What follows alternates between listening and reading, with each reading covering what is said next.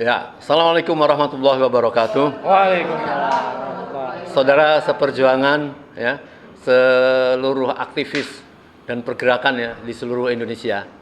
Kami barusan membersamai rapat penting ya dari teman-teman ARM. Dan tentu apa yang menjadi agenda rapat tadi sudah bisa ditebak lah.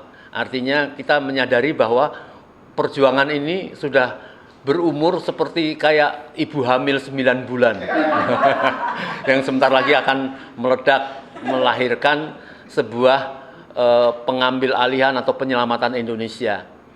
Kita tahu bahwa keadaan yang jujur sudah digambarkan sebagaimana tertekannya rupiah oleh dolar yang sudah mencapai 18.700 atau berapa, dan sebentar lagi sudah akan mencapai 20.000. Dan itu adalah ukur yang jujur bahwa keadaan negara ini sudah dalam keadaan berantakan.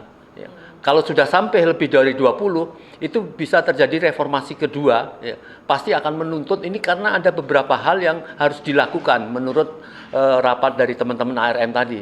Bisa jadi Gibran harus segera disudahi, ataukah Jokowi harus segera ditangkap dan diadili, ya, yang sudah tidak adil dan KPK tidak berani bergerak. Apabila KPK tidak berinisiatif untuk itu, mungkin rakyat akan bergerak untuk mendesak supaya Jokowi itu harus diadili, karena korupsinya itu sudah terbuka lebar ya. Semua menteri-menteri sudah pengakuan dan tidak ada alasan presiden untuk menghalang-halangi, menutup-nutupi,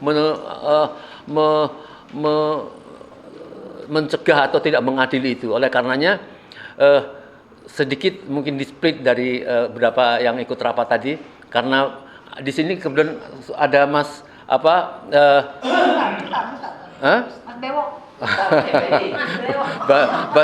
yang Bang Rustam yang sedang naik daunnya. Karena orang merasa terwakili pada saat ini. Siapa sih yang di belakangnya Jokowi ini? Yang paling terlihat itu tentu adalah siapa? Pratikno. Dia sebagai wakil rektor, sebagai rektor, kemudian bisa pindah ke istana, bisa menjadikan Jokowi jadi presiden dan sebagainya. Oleh karenanya mungkin kita melihat sedikit pandangan dari info dari Mas lupa lagi, Mas Rustam, Mas Bewo. Mas Rustam ini tentang alasan atau info tentang Pratikno ini. Silakan Mas Rustam. Ya. Oke, bismillahirrahmanirrahim. Assalamualaikum warahmatullahi wabarakatuh. Terima kasih Om Lim, Mbak Menuk dan ibu-ibu pejuang lainnya. Kalau nama Pratikno itu sebenarnya bukan nama yang baru dalam hal ijazah ini. Saya rasa orang udah sangat banyak mengarah ke Pratikno, cuman belum ada yang memulai untuk menyebutkan nama itu. Nah, oleh karena itu saya sebutkanlah nama Pratikno. Alasannya apa? Alasannya atas dasar Eko Sulistyo. Kedekatannya Eko Sulistyo dengan Jokowi, terus pertemanan teman saya dengan Eko, dan ada beberapa pernyataan yang mengakui bahwasanya dia membuat ijazah itu di Pramuka bersama Eko Sulistyo, Eko Panjul gitu. Nah, setelah saya investigasi lagi, ada kawannya Eko lagi menyatakan bahwa otak dari pembuatan ijazah itu bukan Eko Panjul, bukan Eko Sulistyo, tapi Pratikno. Nah, saya disuruh jangan serang si Eko, kalau mau serang Pratikno. Terus saya bilang, emang yakin Bang? Ya memang di otaknya gitu loh. Jadi dari dasar banyak hal-hal yang saya investigasi itulah saya berani menyebutkan bahwa Pratikno terlibat di kasus pembuatan ijazah palsu Jokowi bersama Eko Panjul, Eko Sulistyo. Di mana tempatnya? Di Pasar Pramuka. Yang sekarang udah kebakaran. Yang sekarang benar-benar dibakar gitu loh. Iya, benar. Dan pada saat itu ditangkap juga, dihilangkan jejaknya. Dan pada saat itu ditangkap juga pembuat ijazah 8 orang tuh di Polda Metro Jaya. Cuman sekitar tahun 2020 enggak dong, bukan. 2015. Nah, sekitar 2015 sampai 2017. Nah, artinya ini kan suatu, kalau kita urut-urut Om Lim, ini suatu peristiwa yang memang sengaja dikaburkan gitu. Sama halnya seperti kasus KM50 yang dimana tempatnya dilenyapkan gitu loh. Dan itu juga Pasar Pramuka juga gitu dilenyapkan gitu loh. Jangan-jangan sutradaranya tuh orangnya sama. Nah, itu dia. Kita lihatlah saat itu siapa Kapolrinya kan gitu kan. Itu benar-benar. Siapa presidennya gitu loh. Jadi memang peristiwa ini adalah kalau menurut saya kejahatan yang terorganisir gitu loh. Jadi untuk membuktikan secara nyata, secara real memang agak sulit. Tapi kalau saya melihat apabila barang busuk ini kan nggak mungkin dapat ditutup sampai hilang baunya gitu loh. Artinya mulailah pengakuan-pengakuan teman-teman menyatakan kalau udah nggak usah dicari-cari tuh jasa itu, siapa pembuatnya, siapa yang nganter ke pramuka nih, saya nih orangnya gitu loh, bersama Eko. Artinya kan di sini yang saya sebutkan nama itu seharusnya polisi kan memanggil, menindaklanjuti. Apalagi setelah kemarin kami tim pemburu jasa palsu Jokowi melaporkan ke Dumas Bareskrim nama-nama 3 orang nama itu kan, Jokowi, Eko Sulistyo dan Pratikno. Nah, apabila orang ini dipanggil dikait-kaitan, ini kalau kita mau benar-benar polisi mau mencari siapa membuatnya mah dapat serius.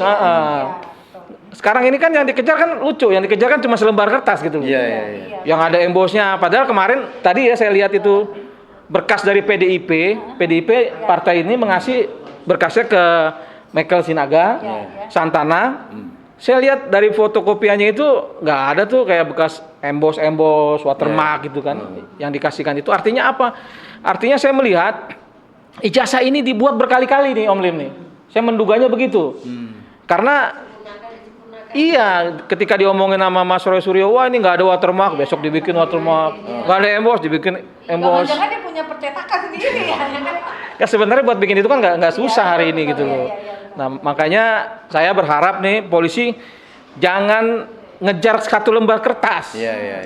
Karena kertas itu nggak usah Jokowi lah bikin, Mbak Menuk juga bisa bikin tuh. Iya kan? Jadi artinya buat sekelas presiden, sekelas Jokowi yang tukang bohong ya. Yang tukang ngibul gitu kan, yang penuh pencitraan, yang di rezimnya banyak bunuhin orang, untuk buat selembar kertas itu mah nggak susah gitu loh. Betul. Jadi artinya gampang lah buat mengatur-ngatur itu. Bunuhin orang aja Jokowi berani gitu loh. Jadi saya meyakini sekali memang ijazah ini adalah palsu. Karena apa? Karena pembuatnya itu mengakui kepada saya. Ngomong saya bang menganterin sama Eko ke Pramuka.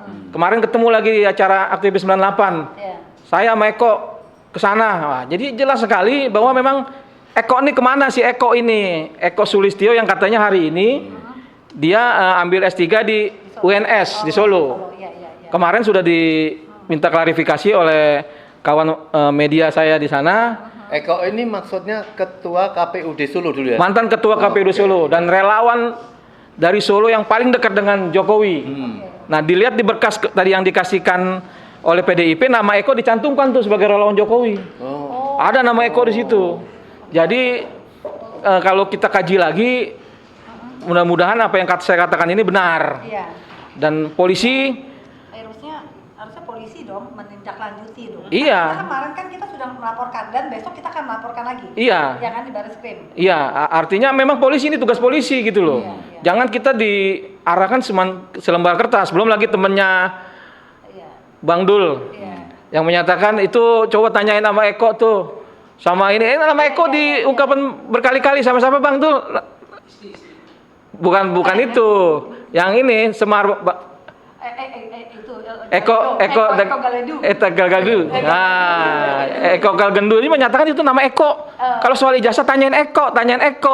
Artinya emang Eko ini biang kerok nih Eko nih. Baik, saya mempertajam lagi. Subung jangan beralih dulu. Ini penting sekali nih masalah Pratikno ini. Ya, jadi karena Bang Rustam mengatakan ini adalah otaknya ya. Jadi kalau otaknya kita lihat aja Jokowinya aja seperti kayak itu, apalagi otaknya kan itu. Nah ini menjadi penting sekali karena dialah mungkin yang sudah membuat skenario menjadikan si Jokowi presiden lah, membuatkan ijazah palsunya, proses-prosesnya. Jadi kalau rakyat Indonesia tidak marah terhadap ini aneh. Ya, ini saya mau ingin membangkitkan rasa kita sebagai anak bangsa itu tentang kejahatan ini. Bila ini tidak diselesaikan, ya, apapun yang dilakukan oleh Presiden Prabowo itu bullshit. Betul. Ya. karena tidak berani menindak apa itu penjahat-penjahat ini. Nah, oleh karena itu saya kepengen harus mengulangin lagi nih tentang apa itu Pratikno. Dia ini sebenarnya bergerak sendiri atau ada gerombolannya. Kalau ada gerombolannya, kita sudah jelas siapa perusak dan penjajah Indonesia ini. Berarti Jokowi ini di belakangnya gerombolan yang sudah merencanakan betul-betul secara matang ya, mau melakukan apa itu kegiatan-kegiatan ya yang seperti kita lihat sekarang ini.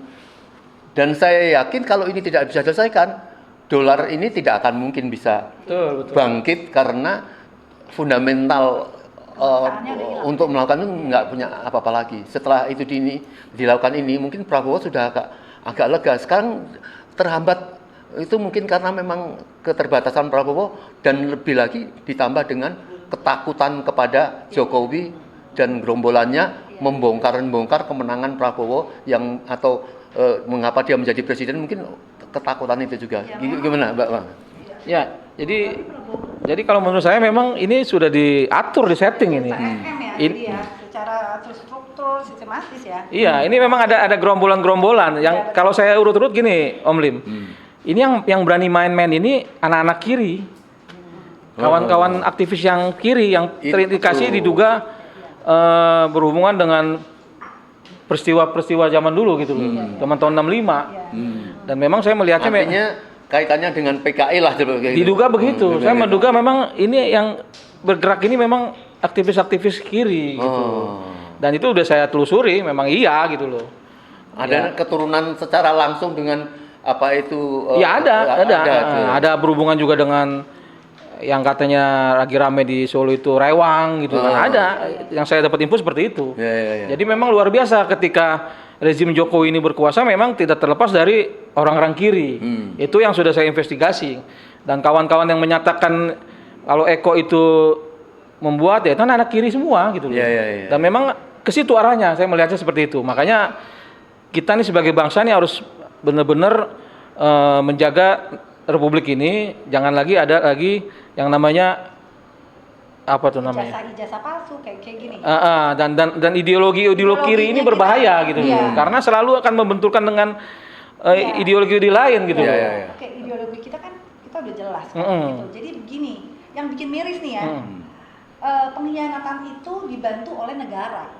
Pengkhianatan itu dilakukan oleh orang-orang yang sekarang menjabat. Kan gitu ya. Jadi harusnya memang kita harus, rakyat tuh kita memang berhak marah karena kita lah yang paling dirugikan. Kebijakan-kebijakan yang dikeluarkan oleh Jokowi karena memang tidak ada kapasitas dia sebagai pemimpin, akhirnya terjadilah kekacauan seperti ini. Kan jadi gitu ya. Jadi polisi ini harusnya memang, aku nggak tahu apakah polisi ini dia mandiri atau menjadi bagian dari operasi ini.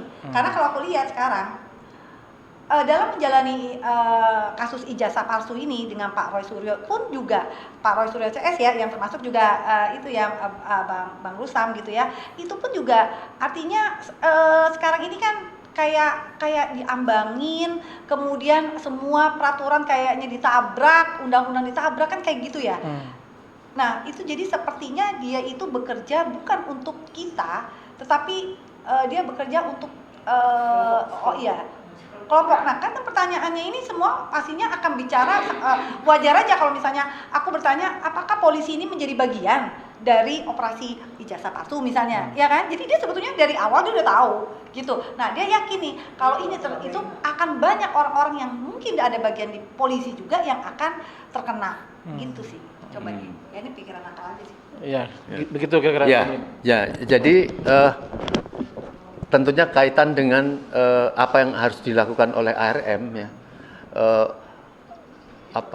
para pejuang yang sebagian besar adalah dari emak-emak ini ya. Memang izin dulu nanti ganti sama Bang Eka ya. Oke. Iya.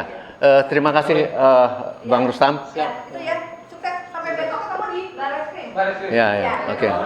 Oke. Ya. Terima kasih Bang. Ya. Terima kasih Bang. Ayo. Oh iya, oke, Ya. bareng ya. Oke. Ya. Oke, ya, baik. Ya. Jadi kami lanjutkan. Lanjutin. Ya. Yang tentu akan diambil langkah-langkah oleh ARM. Memang ada beberapa masalah besar semua bagi kita ya. Iya. Pertama adalah kita harus segera melakukan pemakzulan Gibran. Iya. Karena Gibran ini bukan hanya sekedar Gibran. Karena ada di belakangnya yang bapaknya itu sudah berulang-ulang kepengen menjadi presiden ketiga ditolak. Akhirnya mau memperpanjang juga ditolak, dan dia berambisi sekali untuk mengatur-ngatur ya negeri ini dengan menggunakan Gibran. Dan dibuat masyarakat sekarang ini seolah-olah kalau nanti Prabowo itu turun itu tentunya sangat mudah sekali ya.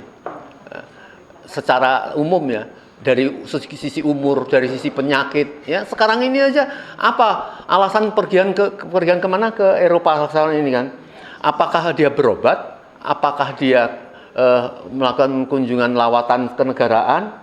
Tetapi menggunakan fasilitas negara dan orang yang banyak, yang siapa orang saja yang mendamping itu menjadi tidak jelas. Oleh karena itu memang salah satunya kecuali memakzulkan Gibran, yang terpenting itu adalah omongan atau pidato celotehan dari presiden itu mau melakukan penegakan hukum, penegakan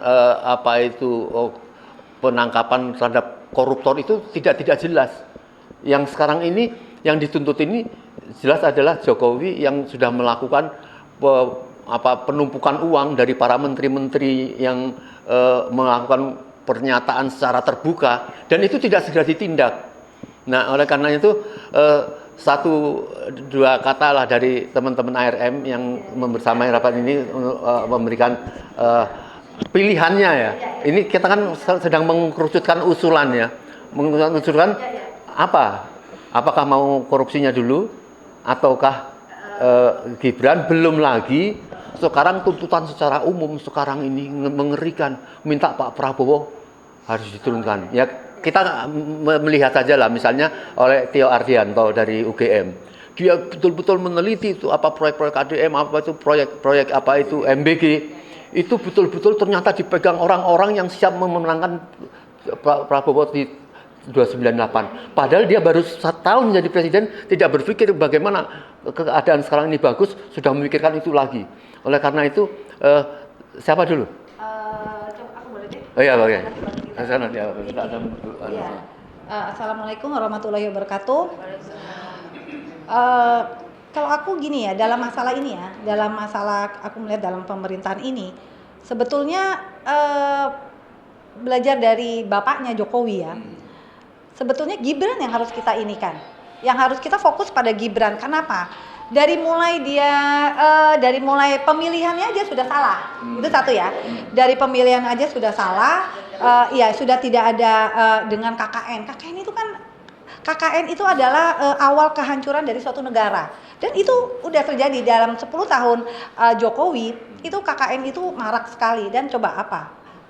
Koruptor ada di mana, korupsi ada di mana-mana dan besar-besaran. Apakah ada yang terkuak? Enggak. Karena apa? Ya itu karena kong kali kong. Iya kan, KKN itu melahirkan kong kali kong antara mereka. Ya akhirnya siapa yang dirugikan adalah kita, masyarakat.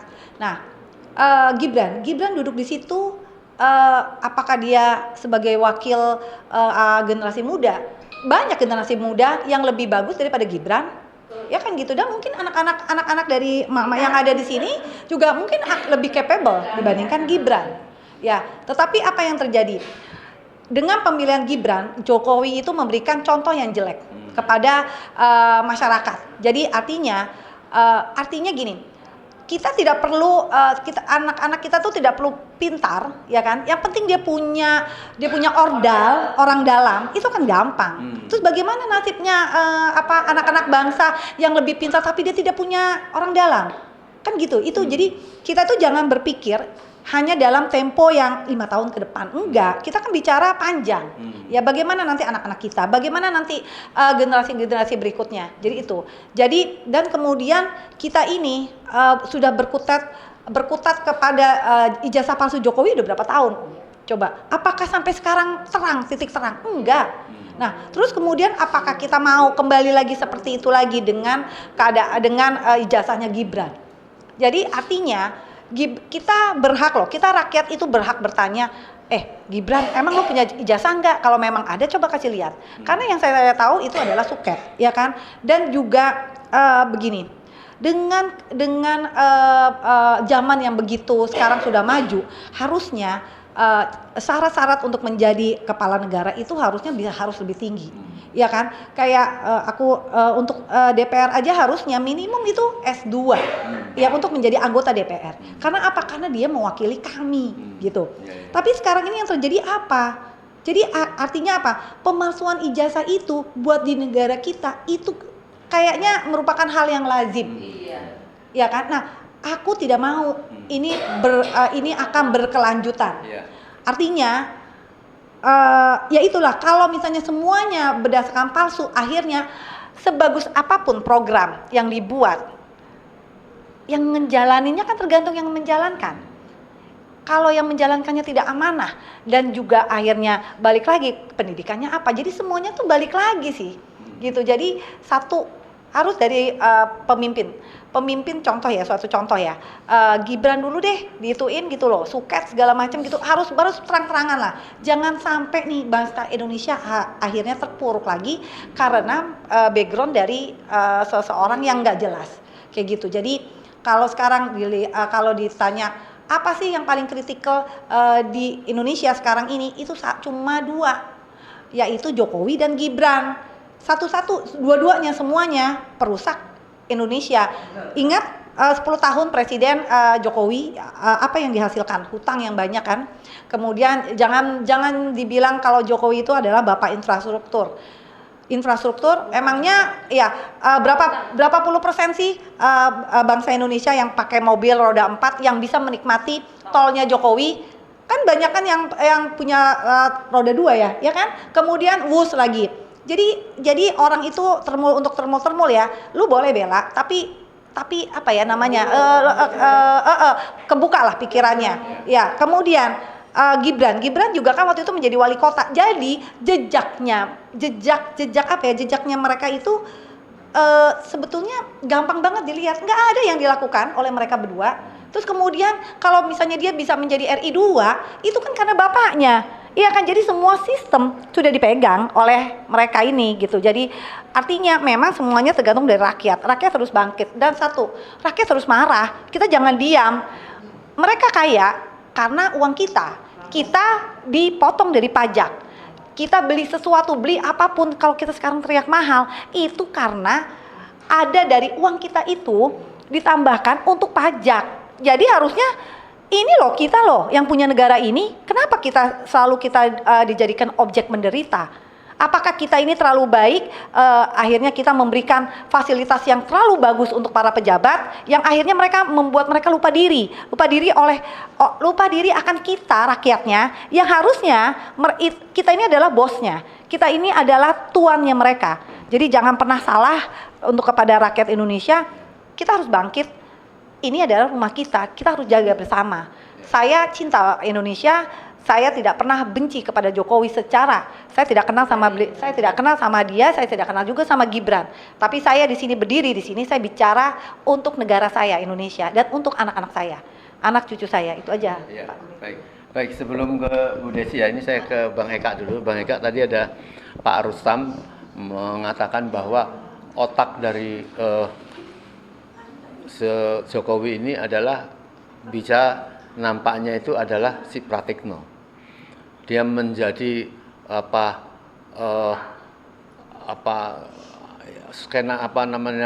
produser lah atau sutradara. Dialah yang menjadikan Jokowi presiden, atau dia menyebabkan presiden mengangkat dia pindah dari UGM ke istana gitu. Nah, tadi sudah saya sampaikan bahwa umur perjuangan kita ini kalau diibaratkan orang hamil itu sudah 9 bulan tinggal meledak dan sudah tidak tahan lah masyarakat. Bagaimana untuk segera melakukan mengambil alihannya, karena GMKR itu gerakan mengambil kembali kedaulatan rakyat itu yang diprakarsai oleh para jenderal, para senior-senior kita itu memang harus menyudahi praktek-praktek kepemimpinan model sekarang ini.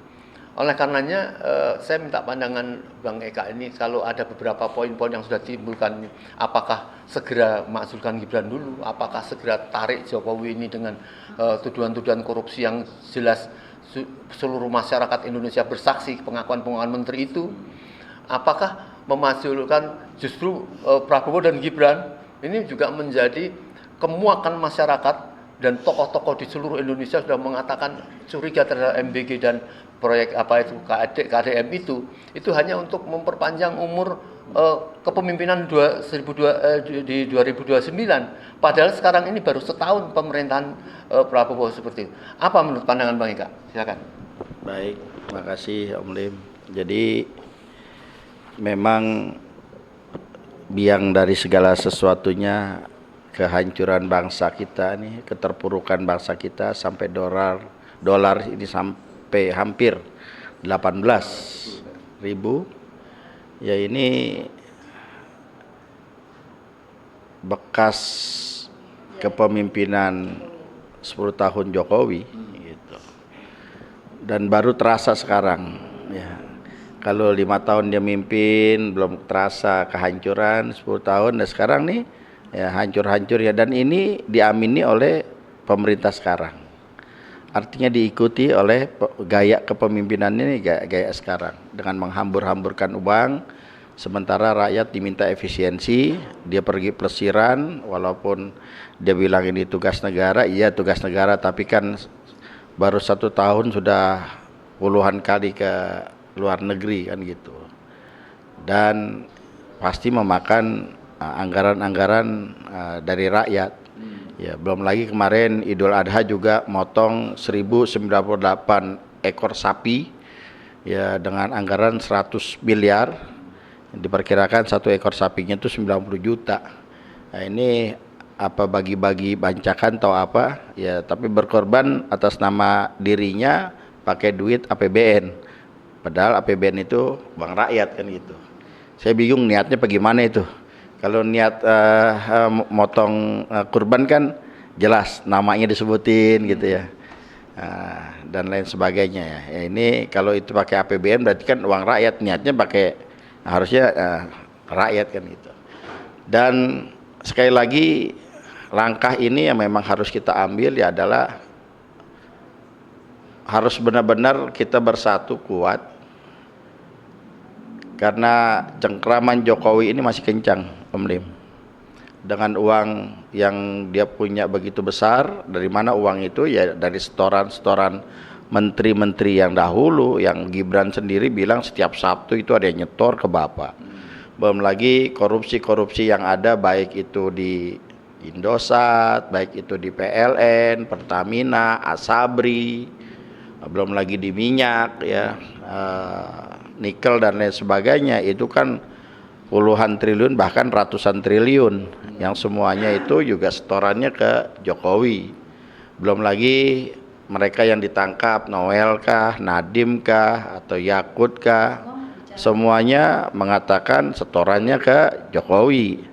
Ini jelas. Jadi artinya begitu banyak uang yang dimiliki oleh Jokowi saat ini yang bisa untuk ya tanda kutip ya membayar mereka-mereka yang memang imannya tipis, yang hanya mementingkan kepentingan pribadi keluarganya, dia nggak pikirkan lagi kepentingan rakyatnya gitu. Nah ini yang menjadi satu problematika kita ya, bagaimana kita bisa melawan ini semua ya dengan bersatu, rakyat bersatu ya.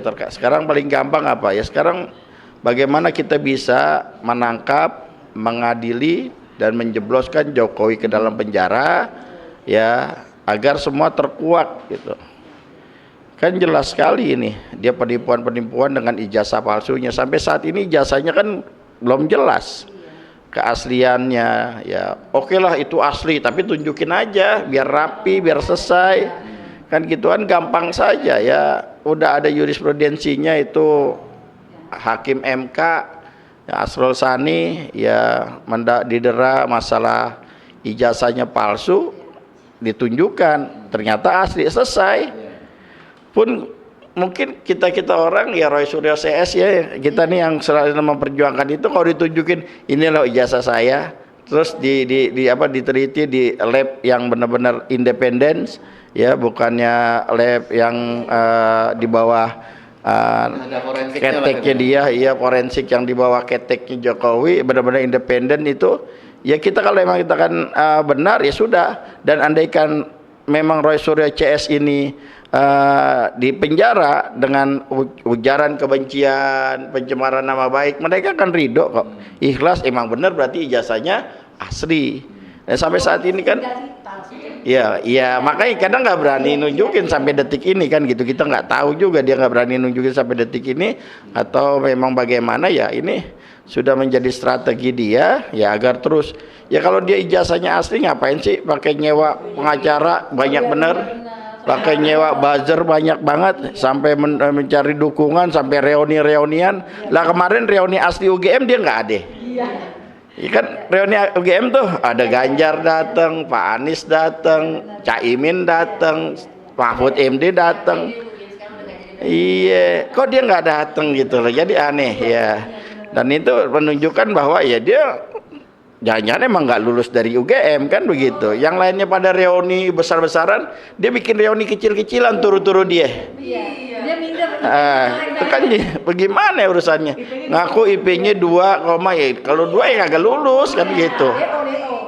Logikanya begitu. Nah ini kan biang kerok dari semuanya. Kalau bahasanya, nah ini siapa dalang semua itu? Kok bisa dia tidak punya ijazah ini bisa ikut pilkada ya, pil wali kota, pilkada ya, pilpres, dan menang terus, bahasanya begitu.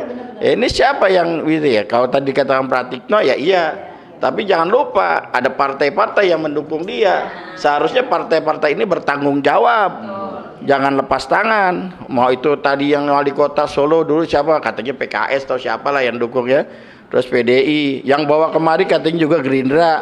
Ya tanggung jawab semua. Iya betul. Iya, sekarang kalau begini partai-partai mau lepas tangan. Iya kan, bahasa kasarnya begitu. Ya bikin hancur ya itu semua. Mana sih suara daripada DPR? Melihat kegaduhan yang luar biasa ini, nggak ada tuh DPR suaranya. Jangan-jangan DPR itu udah bukan wakil rakyat. Iya, jadi wakilnya Jokowi gitu, atau jadi wakilnya konglomerat hitam yang merampas daripada kekayaan negara kita. Ya ini kemana suara mereka gitu loh? Kan dia wakil rakyat nih. Sementara kita rakyatnya pengen tahu ijazah Jokowi. Setidaknya kan dimediasi oleh DPR. Hei Jokowi, ini dari rakyatku, para pemilihku pengen tahu jasa lu bener apa kagak, tunjukin dong kan gitu. Harusnya DPR bicara, jangan menang aja. Komisi berapa? Iya, komisi 2,5 kali. Iya jadi kok semuanya begitu, lepas tangan, kayak orang pada takut sama Jokowi gitu. Iya, dia takut sama Jokowi dan lain sebagainya. Ini ada apa gitu? Jokowi manusia biasa ya, yang suatu saat akan mati gitu. Matinya kapan walau alam bisawab. Tapi kalau dia nggak tobat, ya udahlah gitu, bahasa kasarnya begitu. Ingat, saya hanya mengingatkan saja bahwa kehancuran bangsa dan negara ini ya ada pada ya rakyatnya gitu sendiri. Makanya besok-besok kalau saat ada pileg ya ataupun pilkada, ada yang masuk gorong-gorong, tutup aja gorong-gorongnya udah. Dicor langsung, biar kagak keluar lagi gitu. Itu udah gaya-gaya dia tuh. Udahlah gaya-gaya pencitraan, besok kalau dia pencitraan nggak usah dipilih dah. Gitu dah. Iya, baju. Baik. Iya, jadi begitu Om Lim. Jadi ini sekali lagi harus benar-benar Jokowi ini harus ditangkap, diadili, dijebloskan dalam penjara. Dengan sendirinya runtutan nepotismenya itu akan hancur dengan sendirinya. Saya hakul yakin, selama kita ini menegakkan satu kebenaran, pasti Allah bersama dengan kita. Terima kasih. Baik. Ada yang tajam sekali katakan Mas Eka, yang jarang kita jujur ya. mengkerusakan negeri kita ini memang faktornya antara lain ini partai-partai. Jadi kalau partai ini memang tidak dikoreksi, ya memang susah. Baik, ada beberapa pilihan langkah tadi. Susi. Apakah kita sebaiknya bersegera karena waktu dan sesuatu untuk mengkerucutkan perjuangan ini? Apakah utama ini sekarang ini mempercepat pemakzulan Gibran atau menangkap Jokowi ini untuk masalah-masalah korupsinya? Silakan Bu Sama dulu. Dari sini dulu. Udah Susi. Oh ya. Assalamualaikum warahmatullahi wabarakatuh. Ya. Kami rakyat Indonesia itu sangat prihatin ya Om. Karena dulu manusia Indonesia itu punya IQ di atas 100. Jadi mereka rata-rata gizinya bagus walaupun nggak ada MBG ya. Cerdas. Dari ibu-ibu kita yang ngasih makan dengan bergizi gitu kan. Tapi sekarang penelitian IQ manusia Indonesia tuh mendekati angka 78 Om. Waktu zaman Jokowi ada stunting. Iya, 78 tuh berarti kan IQ kera. IQ kera tuh berarti simpanse kan. Jadi kami tuh merasa bangsa ini dibodohkan dengan penurunan akhlak, penurunan pelajaran agama, penurunan penghilangan sejarah. Kemudian kenapa dibuat gitu?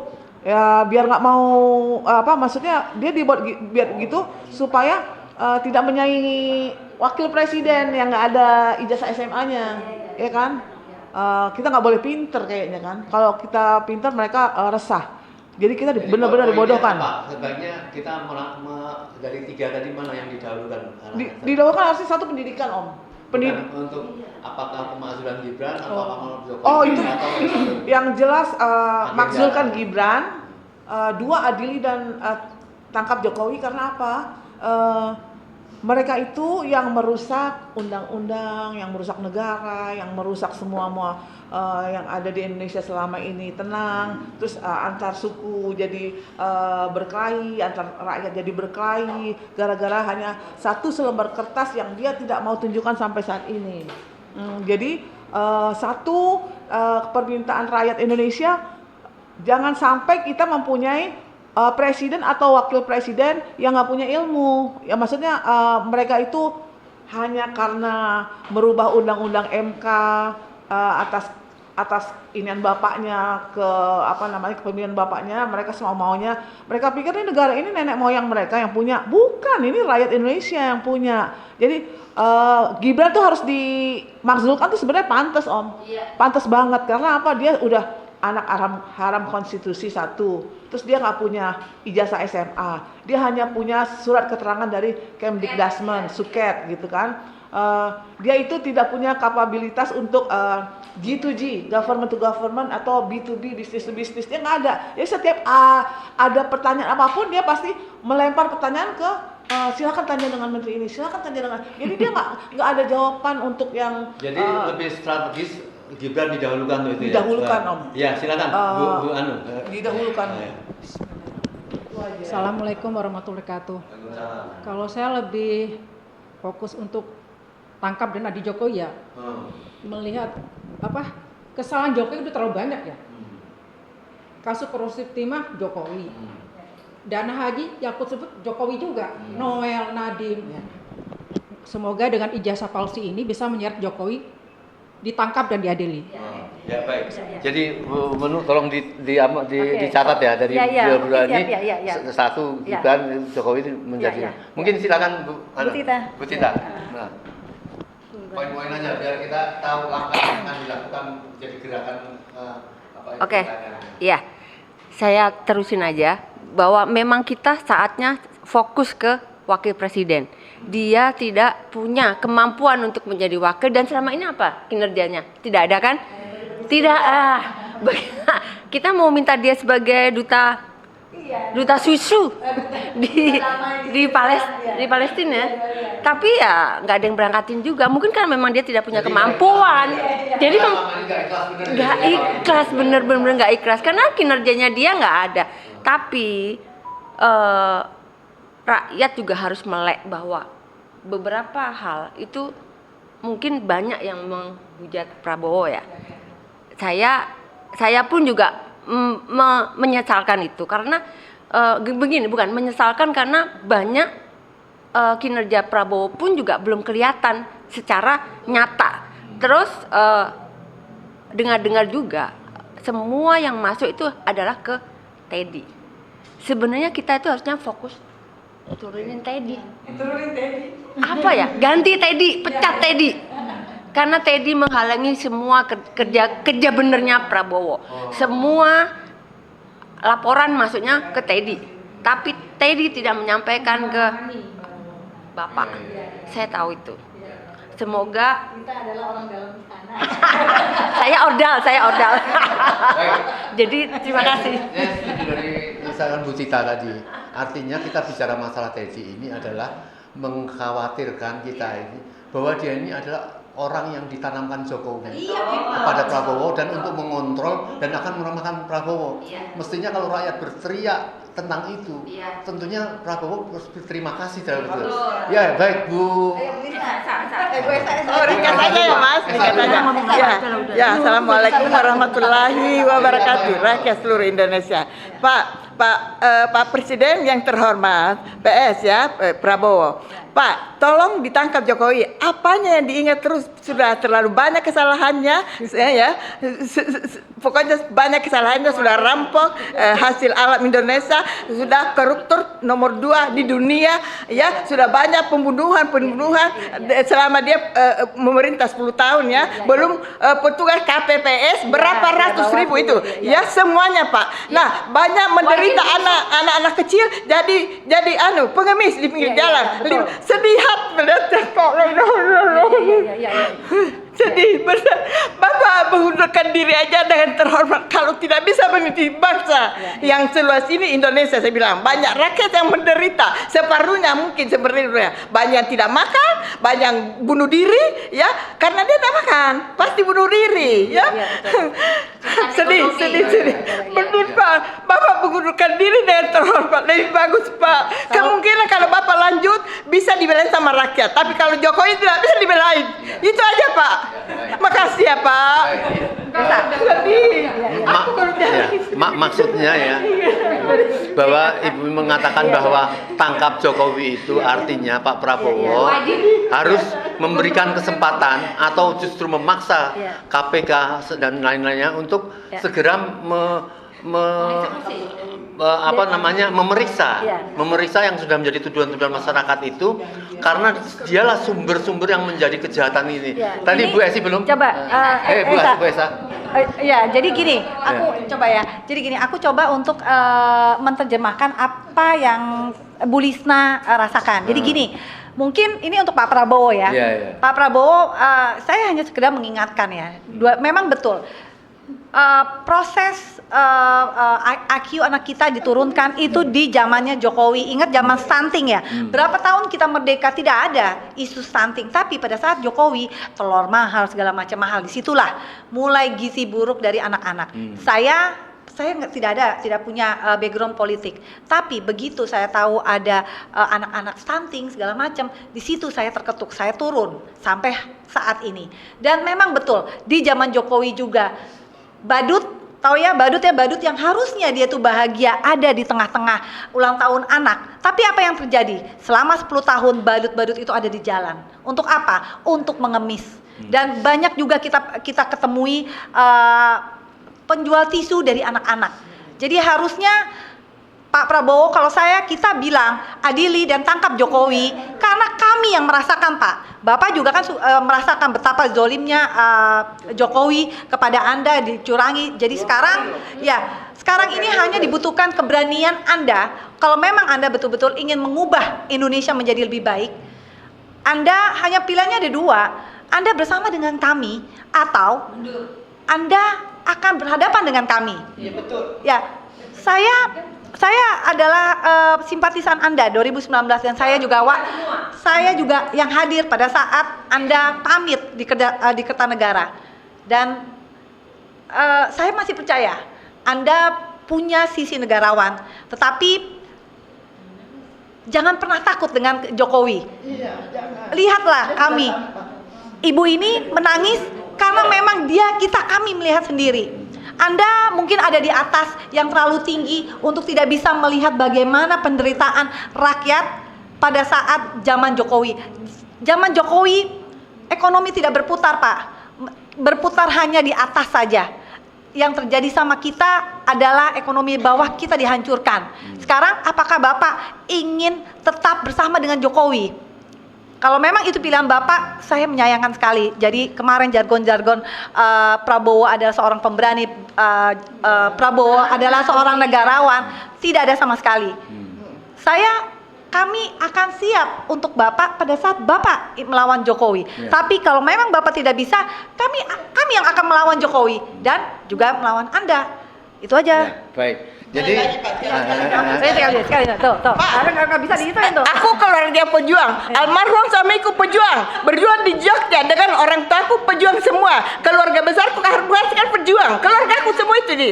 Jadi saya mengalir dari darah saya, dari orang tuaku pejuang, kecil semua jenderal yang sekarang dari suamiku pejuang di Jogja bersama Soeharto. Dia tahu semua ceritanya waktu berjuang. Banyak yang ini mengkhianat.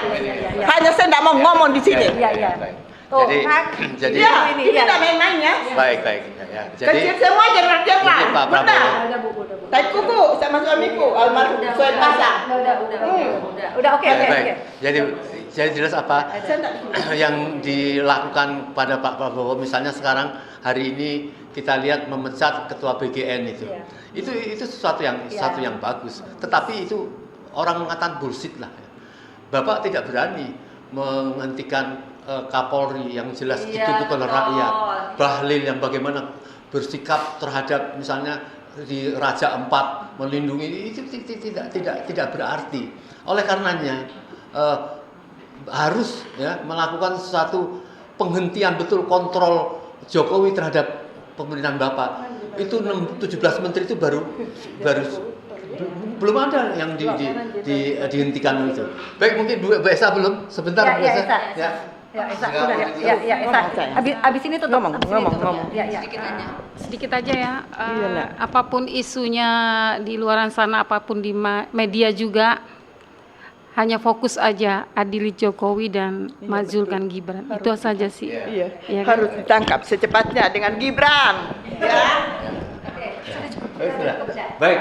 Saya kira ini sekelumit rapat dari RM tadi memang harus segera menentukan suatu sikap, bukan sekedar omong-omong. Memang ini segera akan meminta untuk gerak di lapangan kita ini fokus. Apakah nanti kita memutuskan misalnya Gibran, ya nanti semua akan berteriak dari ujung timur, ujung barat, kita minta ini Prabowo, ini permintaan rakyat dan menunjukkan bahwa kekeliruan walaupun Anda diuntungkan dengan mengangkat Gibran sebagai wakil kemudian dimenangkan oleh Jokowi, ini kan semua atraksi yang jahat, yang buruk ya. Anda itu jangan terlalu bangga sekali menjadi presiden ya.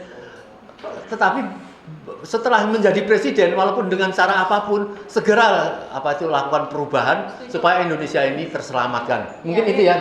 Baik, insya Allah tunggu apa yang dilakukan oleh RM dan para tokoh dan para senior untuk segera kita melakukan di lapangan, melakukan eksekusi dari ini. Assalamualaikum warahmatullahi wabarakatuh.